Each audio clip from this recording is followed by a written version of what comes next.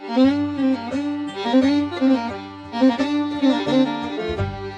y'all, so today we're going to look at the Springfield 1911 Mil-Spec version. This is kind of their entry-level 1911, and today we're going to get a chance to look at it because this is my wife's gun, and she's letting me look at it, so that's awesome. Before I get into it, I want to say, if you enjoy the content, feel free to subscribe, comment, share, like. It's all free, and it all helps me out fight the evil algorithm that is YouTube. But anyway, getting into it. So, starting with the gun, we're going to go over the features. If I could sum up in one sentence basically the description of this gun, it's basically a standard 1911 A1. In fact, it says 1911 A1 on the side of it. They label it as their mil-spec version, but it says A1. And for anybody that's real familiar with that gun, you'll see why as I go through the features. So, starting with the sights. Sight picture on this gun is actually really nice and clean. They went with a 3-dot white style sight, and the rear notch is very clean and crisp. It's nice and deep. I like that in a sight. So really good sight picture there. I don't know how well you can see it. Again, standard 1911, the rear sight is adjustable for windage and easily replaceable.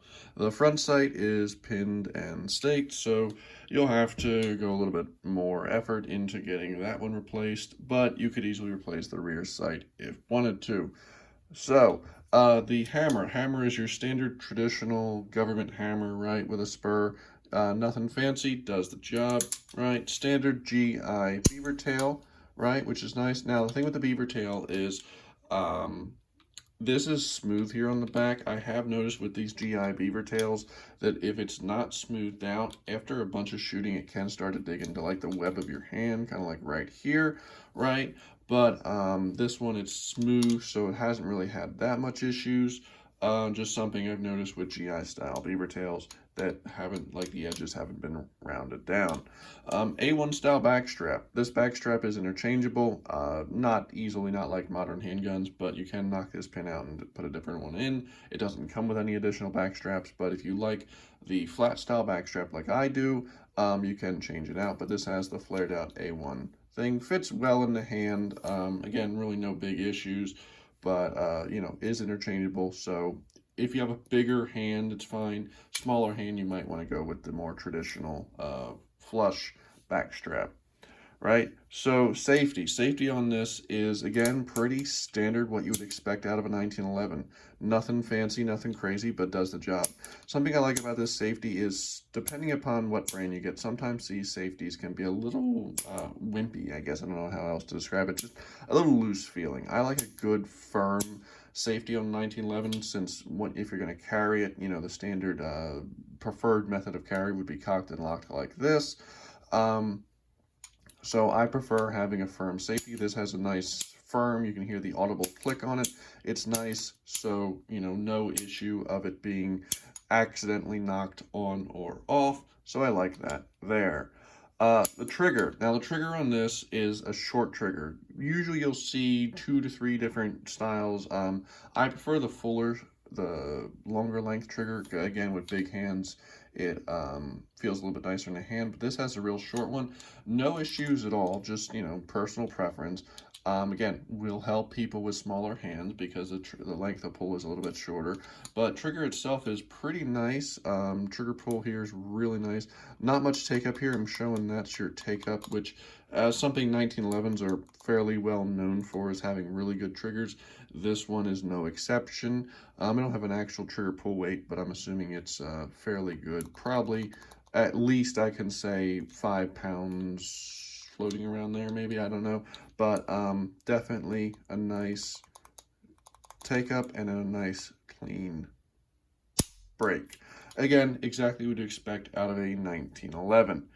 So, nice trigger, right? Beavertail safety, of course, has to be engaged for the trigger to be pulled, but that's, again, standard 1911. Speaking of that, I should mention, I've not had any issues with this not being engaged. I know, again, some 1911s, the Beavertail can be kind of stiff and kind of worry people about, you know, whether or not it's going to engage or not.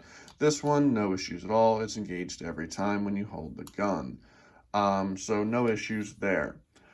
So, trigger, good. The grips on this gun. The grips on this gun are a nice Cocobolo wood grip. They're nice looking. They did manage to, of course, get the Springfield logo in there all nice and big. So, that's on there. I'm not a huge fan of having huge branding on the side of grips, but again, it's the factory grips. 1911 grips are easily replaceable, so no issues there. They're kind of on the thin side, again, probably aiding people with smaller hands. But they're easily interchangeable and they feel good. Again, I've got big hands and I'm not, like I keep saying, this gun seems like it's made for smaller hands. I'm not saying it's made for smaller hands. I'm saying people with smaller hands will probably be able to shoot it better than, a 1911 with thicker grips and a longer trigger. So no issues there. Nice set of grips, the diamond checkering is nice, feels good in the hand, no issues. Something on this that I don't think most 1911s have is a loaded chamber indicator. You'll see right here on the top, it has a it has a loaded chamber indicator right there. Try and get the focus right. Not a huge fan of that. I'm not gonna say it's weakened the gun and it's not as strong, but I'm not a huge fan of having like holes in the chamber like that. Again, I'm not saying it's weakened the gun. I'm not saying anything. It's just personal preference. It's not something I like, but it's there. And if you do like having a loaded chamber indicator, it's there. So, GI styled guide rod. Again, standard 1911 stuff here. So, GI styled guide rod basically means that nothing sticks out. When you rack the gun back, the only thing sticking out the front is the barrel. I prefer that. It's a cleaner look. It's, again, one less thing sticking out the front of the gun. So, I like having a GI style guide rod. No issues. Gun disassembles exactly like a standard 1911. I've actually done a couple videos for anybody interested on disassembling a 1911. I think I even did one blindfolded. So I won't go into the disassembly of this gun. It disassembles exactly like you would expect a 1911 to, so no issues there. Finish on this gun. Finish on this gun is actually really nice. It's a nice brushed stainless. And of course, the top part is bead blasted along with, basically the standard parts. Usually the standard finish you see a lot of 1911 manufacturers go with. They bead blasted the slide serrations. Slide serrations on this gun are really nice and aggressive. Something I like in a gun, I like good aggressive slide serrations because at the end of the day, basically they're part of the tool that you're going to use. They're not, they're not there for show. They're there for the fact that when you want to rack this slide and your hand is sweaty or, whatever, you want to be able to grip this gun and know that you're going to be able to get a firm grasp and pull the slide back and manipulate it the way you need to. They are definitely aggressive, and I will say if you shoot this gun all day, you will probably have a little less skin on your fingers, but that's not a complaint. That's just how they are because you're using something that you know is gonna work. All right. As far as how this gun shoots, it shoots pretty nice. Again, trigger on it's fairly nice. Me and my wife have both shot this. And again, this is her gun she's letting me borrow. Gun shoots pretty well.